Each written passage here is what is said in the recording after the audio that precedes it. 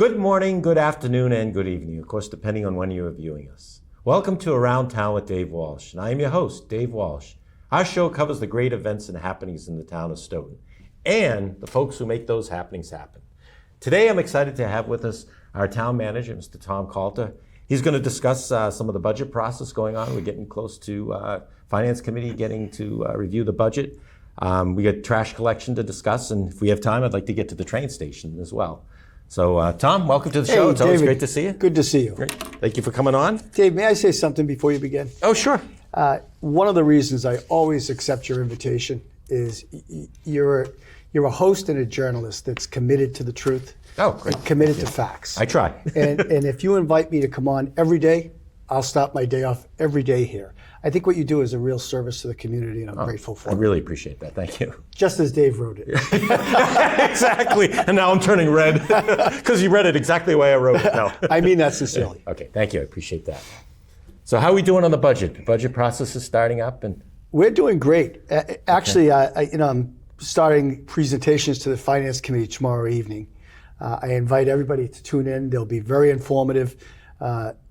The chairman, Von Vanokian, of the Finance Committee does a remarkable job of doing a deep dive into every detail in the town budget. He's a gentleman, he's a professional, and so I always look forward to budget season. Now, the common misperception is it begins tomorrow night. Our budget process begins in October. And on October 15th, my 5-member budget committee and I presented to the Select Board budget guidelines as to what the framework of a 2026 budget should comply with, should look like. They made some amendments, and with their vote, we were off and running, scrubbing every single line item of every single department of the town, as if we're starting from the bottom up. But just to stop you there, starting in October, isn't that a little bit of a challenge to come up with the numbers because of the it is, new year? Particularly on revenue. Right. Because there's great uncertainty as to what the state's going to give, what new growth will be. But on expenses, we're way ahead. We're way out ahead of at least a year, where we know exactly where we're going, what we're doing, what we can't afford to do, and what we can't afford to do. With those budget guidelines, they gave us a 3.8% cap, work within that. I'm pleased to say that the school committee voted a 3.8% budget, which I was very proud of their courage and their ability to work within that framework. The town actually came in at about 3.4%, meaning the municipal departments. But right after we do the guidelines, we then get into hearings with each of our department heads. And again, it's a line item by line item examination of every dollar spent. From that, we come up with a draft budget. And by charter, the school is expected to have their number to us by December 30th, and they did have it to us by December 30th, 3.8. And we are expected, meaning the budget committee, to give it to the select board by December 31st. And we presented it to them after several hearings that preceded that with the select board, so that their input is in this budget. By January 15th, we transmitted that budget to the FinCom. It's now out of the hands of my hands, the budget committee, and the select board.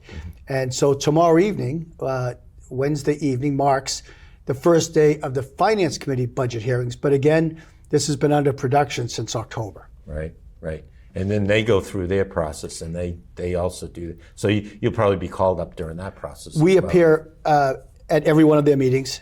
We sit up at the front table, and we take questions on all of the budget line items, on all of the capital requests, our recommendation on funding sources, and on all of the articles that will come before us at town meeting.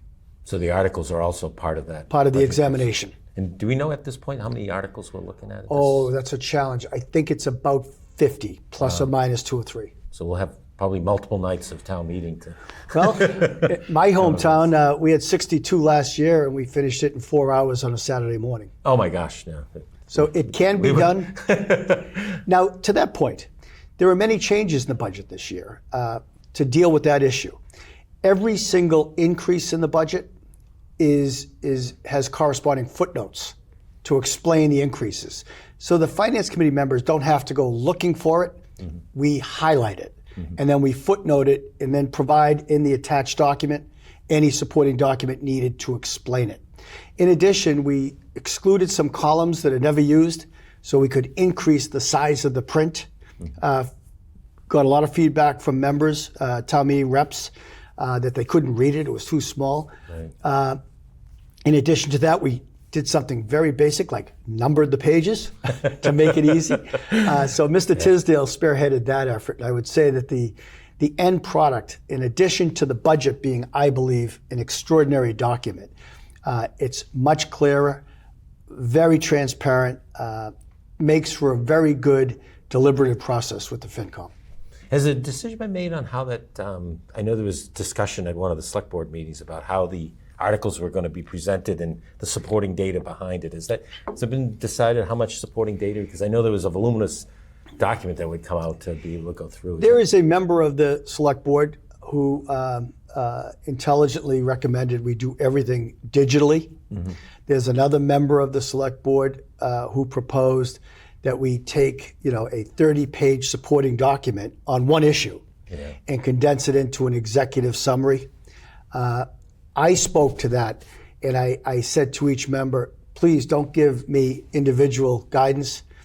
Have a deliberation, have a discussion, make a decision, and we'll do whatever you want. You're the select board, you make policies. Right. I said, but don't expect that there will not be pushback. Yeah. If you go with all digital, there'll be pushback. If you go with the voluminous supporting documents in a spirit of transparency, there'll be pushback. Mm-hmm. If you go with an executive summary instead of the 60-page valuation on a piece of property, there will be pushback.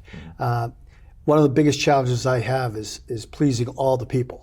I said, so don't expect your town manager to change that issue without your vote. Right. And they all have very different views, and they're all right. Mm-hmm. They're all good ideas, from keep it to status quo to change it to all electronic. Mm-hmm. But they need to make that decision and give us that guidance. So that's still in the works of what that decision's this year. It's going to be exactly as it has been in the past. Oh, okay. There'll be the thick supporting documentation on every issue up for debate. Okay, so there's no change in it at this juncture. What I'm learning about my position is there's not a one-size-fits-all for anything. Yeah. There's going to be one approach that'll be good for one demographic, another that's good for another demographic, and frankly, it's our job to meet the needs of all citizens, not just the loudest group. Mm-hmm. Yeah, no, that's good to know. And I think if there are options there, options are always a good thing. So I see you brought some. So on the budget, Dave, it's $140 million budget. 140,000 would have been nice.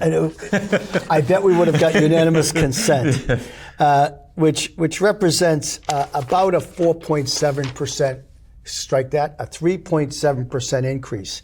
Of that, the schools are approximately 63% of that budget, and the town is 37% of the budget. I mean, the town department. Now, I know there have been questions about employees. I can't speak to the schools. As you know, under education reform, the finance committee, and even as the town manager, we only have an impact on the bottom line. We don't examine every one of the items. So if you ask me how many people have added or reduced staff, I don't have the answer to that. And by law, they don't have to provide that to me. But I can speak to the town, and I think this is a good piece of information. I've spoken about this since the day I arrived. I'm a business guy that fixed broken companies. In town government, labor or employees are approximately 70% of the budget. So you have to manage staff. So through consolidation and the use of technology, we have just under 5 fewer employees next year than we have this year, and we'll have just under 19 fewer employees this coming year than we had in fiscal 24. So you've reduced the full time? Significantly, almost 10% compared to when I first arrived. Now, because I have gotten that question about, are we adding employees? Are we adding salaries? So that question has come up. That should be asked every year, and this trend is going to continue. Remember, with every employee comes all the benefits, $23,000 a year in a family health insurance program, and the post-retirement benefits, health insurance subsidized by the town for the rest of their lives. Right. So hiring an employee is a very significant financial commitment, long-term commitment. and the impact on the town is very real.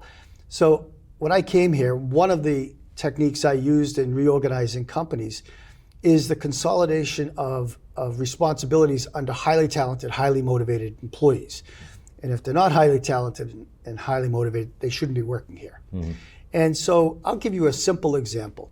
When I came here, it was in the budget, $110,000 for a town-wide facility manager.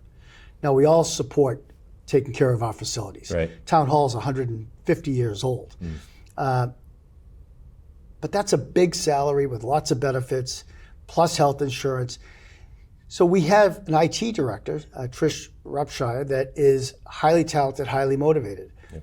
IT, on most days, is going just like this. You hope it goes like that, right? When it goes like this, it's all hands on deck. Right. So I asked Trish if she wanted to manage the facility operations. Now that includes understanding the progressive and proactive maintenance of every old building. And as you can tell, our buildings are in real good shape. Yep. And putting it on a spreadsheet, her strength, understanding who all the contractors are that service the components of the building, the roof, the HVAC, the like, and making sure we're on schedule with everything. We pay Trish $15,000 to take on that job. Wow. We save close to $150,000. I can give you 10 examples of where we've done that in the town. We've been able to consolidate functions. Regional 911 saved us $1 million a year to receive the best technology in EMS known to mankind. And they invested $7 million in our technology, EMS technology. Those are the types of consolidation programs, one using an internal person, one using Holbrook 911, that allows us to keep the budget. Towns everywhere are looking for overrides, not to build a school. To balance their budget. To balance their budget. Yeah, I know. I know a town in that situation right now. I've got towns on all sides of me where I live that are doing that, including my own town, looking for an operations override. Yeah. We can't keep, municipalities in general, can't keep throwing money at their needs. It's where we can learn a bit from the private sector, not from Elon Musk, but from the private sector on finding smarter ways and cheaper ways to provide the same services. I don't think anybody in the town will talk about a reduction in services. We've maintained our services while decreasing our head count by 16 employees. It was either 16 or 19 employees. 19 employees. Without a reduction in services. 19 employees, on average, cost $100,000 a year. That's $1.9 million. That's how we've been able to keep the budget at the level we're at, and without compromising services. And what about the salary thing? Because I know the salary thing has come up as well. I mean, I'm glad you asked. Okay. There were 3 types of salary increases. One of them is a cost of living, and in this budget, there's a 3% cost of living, which is well behind the average inflation rate over the past 2 years of 7.9%. So is that a generous cost of living? No, it's not. But that's what I'm getting. I was offered in my contract a $10,000 increase. I turned down the $10,000 increase. And I personally am only taking a cost of living. Since the day I arrived, I've only taken the cost of living. The second type of increase, which is clearly footnoted in the budget, so nobody has to go looking for it, is a merit increase. With a merit increase, it's for a person in a job who received continued education, certification, and the like, who is performing well above expectation and well above market. Those people are very important to me. If we lose them, it generally takes between 15 and 20% more to recruit somebody without their institutional knowledge and without their certifications. The next part is an increase for market adjustments. An example of somebody is our HR director. She's been here 35 years. She is paid at least 30% below market. Her counterpart in the school who's a man, is paid at market, almost $50,000 more than her. We have a real problem in Massachusetts called pay inequality, men versus women. Women make 80% of what men make for the same position in Massachusetts. Stoughton is a progressive-leaning town. They believe in social equality. Right. It's those types of pay inequality that I look for.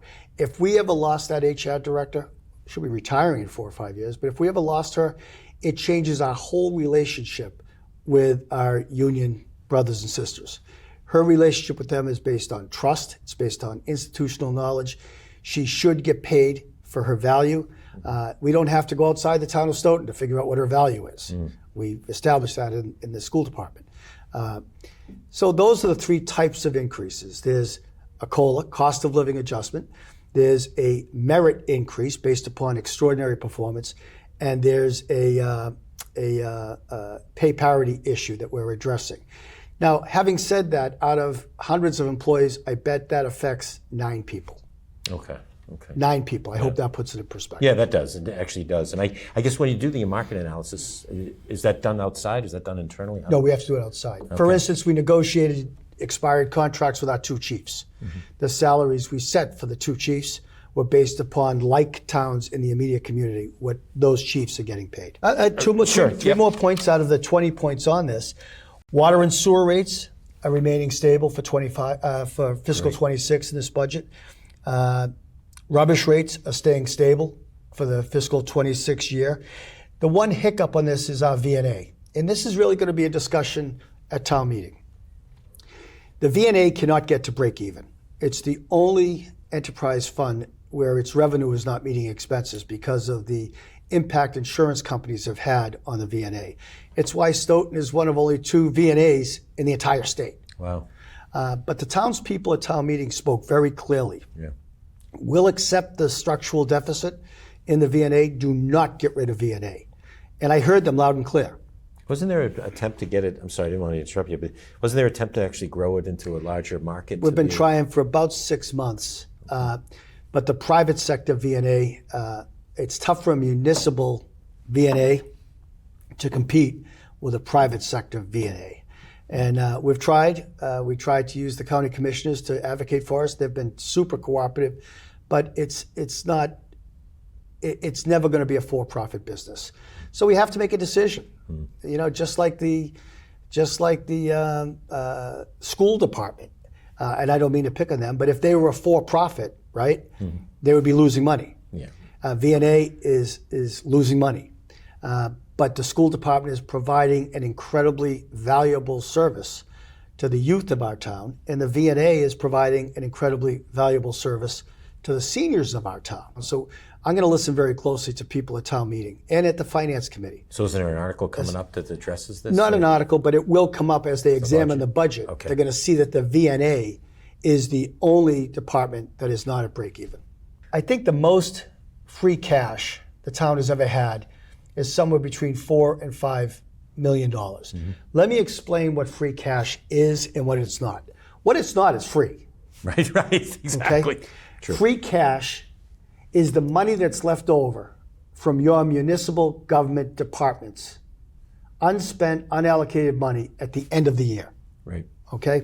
For instance, our ambulance company, our ambulance service produced $2.3 million in free cash this year.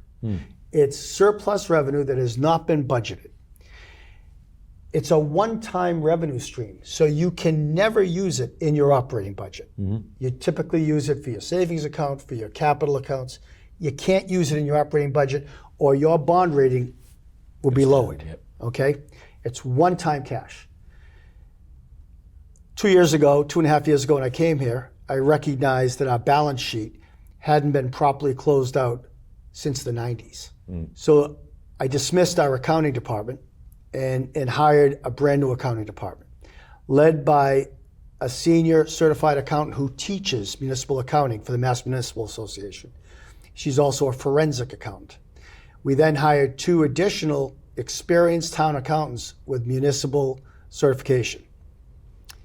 As a result of the forensic analysis our finance director has done, this year's free cash is $12.7 million. 12.7. Highest it's ever been in the history of Stoughton. Wow. Now, before we run out and spend it, it's a one-time revenue stream.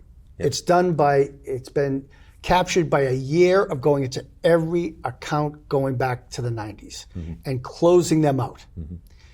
This has nothing to do with the Murphy. I was just going to say Peter Murphy's Nothing thing. to do. That will hit next year. Okay. Okay? But it's not a new growth number. It's money we've discovered through forensic analysis, and now it's incorporated to free cash. So how are we going to use that cash? Well, at the end of the day, it's up to town meeting. We make a recommendation. One of the recommendations is that we pay for all of our capital equipment in cash. That way we're Save some interest. saving a growing interest rate. Yeah. Equipment is about 8% now. Yeah. The second thing we're doing is we're proposing adding $2.5 million to our stabilization fund, which brings it up to $10 million. That as well will be the highest balance in our savings account in Stoughton's history, Which also helps the bond rating. which could result in an immediate increase in our bond rating, which will decrease the interest rate paid on. should the voters select the construction of the South School. Now, why is that important?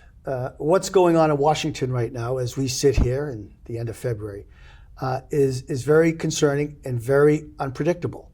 I know in the budget resolution that was passed last night, the SNAP program for our elementary kids is out of the budget. Yeah. Are we going to stop feeding our kids that come from low-income families? Yeah. I hope not. Yeah, I know. And so we've got, if town meeting supports our plan, $10 million in our stabilization account, unlike any other town around us. The only people that criticize the town of Stoughton are the residents of Stoughton. People from outside of Stoughton look at the financial position of your town and they marvel at it. We had a 7-year plan 2 years ago to take free cash out of our budget, the use of one-time money, which was putting downward pressure on our bond rating. Today, we have no free cash being used in any of our operating budgets. V&A is an enterprise fund, but in any of our operating budgets, your town is in great financial shape. And Moody's recognized it. And I was going to say, where do we fit, I guess, against the Moody's other recognized it. We're municipalities? AA+. Yeah. Moody's in their October 2024 report came right out and cited Stoughton and complimented Stoughton on its conservative financial policies. And how do we fit, I guess, against other municipalities? Are we like the top 10% or something, or are we somewhere we fall? We're waiting for DOR to give us a real number. I'm told we're in the top 10% in terms of all of our ratios.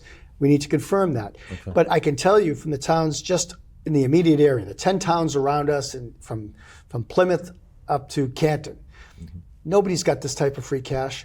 Nobody has a budget with no structural deficits in any line items. Nobody is under 3.6% in their budget increases.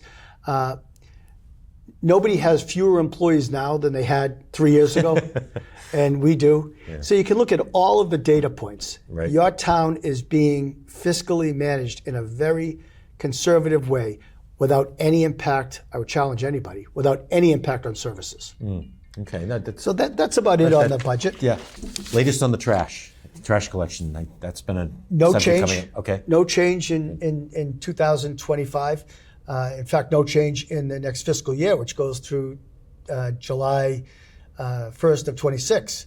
As of 2022, 79% of Massachusetts trash was shipped out of state. We've only got one landfill left in the entire state. So there's no heavy-duty thinking needed to understand that within the next 2 years, the trash that you develop, that this cup goes in the trash in 2 years, will end up out of state, most likely in Ohio. The cost for transporting that cup to Ohio is probably 5 to 10 times what we're paying right now, sending it to CMAS down in Southeast Massachusetts. Our contract with CMAS was a 25-year contract. It's only got 4.5 years left. The prices we're paying to CMAS are well below market. The selectmen who negotiated that 25 years ago did a wonderful job. But it could end very abruptly, and it could end very soon because there are conditions in the contract that will allow for market price adjustments based upon issues beyond their control. We have no local disposal capacity. We have very little local capacity in Massachusetts. All I'm doing is making sure that we understand everything about the looming crises. So throughout this year, I've got an organization, a working group that is bringing speakers in every week. DEP spoke the other day. They're going to speak again this week with updated data defining the problem. And we're going to have our own team in to cost out what it costs to do it internally. We're going to call in every vendor we can think of. We're going to call in recycling experts. So by the end of 2025, we will be incredibly informed. Going into 2026, I'm going to hold monthly public hearings for every for every resident of this town in every venue we have to explain where we are, what our alternatives are, and we will listen to their feedback. If I don't take up this issue today, I'm derelict in my duties. It's a looming crisis. Although I'll be retired before it probably hits, they're going to say, why didn't Calter forecast this? There's a major crisis, but I'm assuring the public right now, no decisions will be made unless you are fully informed of the problem, the solutions, and the opportunities. No changes will be made. You will not hear about it on a minute's notice. And then the hearings you're talking about next year are going to be just informative of what the findings were, not what the plan is. That's correct. Okay. So. Of the problem, of the solutions, the alternatives, not the decision. The citizens of the town, just like solid waste this year, will make the decision. The citizens of the town made a decision last year on solid waste. Because of those operational changes, we had 130 fewer trips to CMAS. We saved 7,000 gallons of diesel fuel. We lowered our cost by over $500,000 because we informed the citizens, they supported us in the decision. Now, those that didn't attend, those that are not informed, will say that, I should be run out of town. Well, it was recorded by SMAC. I mean, over and over again. Information. So, I mean, if they're interested, if viewers are interested, they can go up on the SMAC YouTube channel and see that. So. I hope that makes it clear about solid waste. It does. No immediate changes, just a lot of education that you will be engaged in. Excellent. Thanks, Thank Dave. you. Yeah, I was going to say, as we're running out of time, I appreciate you coming over. And quickly, if you can, the train station. Where's that? Because I did have some viewers reach out to me, say, hey, can we put some coffee shop in there for commercial purposes? Sure. The board made a decision that the train station will be a community center, a gathering place for the citizens of Stoughton. I received a $2 million grant from Mass Development to help us do the construction. We're going out to bid next week. By this time next year, you'll be able to host a small wedding, a local gathering, a neighborhood party at your community center. What about commercial? I guess There'll be no commercial use there. All right. So I just want to make sure I address the question. It'll be as much of a community center as the town hall. Okay. All right. Great. Thank you. So I appreciate it. All right. Thanks for coming over. I appreciate it. I really I'd like to inform the viewers of what's going on in town, and you've got a wealth of information. So I appreciate you coming over. And you're always welcome to come over. And I thank you, the viewers, for watching. And I also like to thank Anya, Lou, Caroline, Chris for doing all the behind scenes to keep this show on the air and keep you viewers informed. So this is Dave Walsh wishing you all a great day. And until next time, see you around town.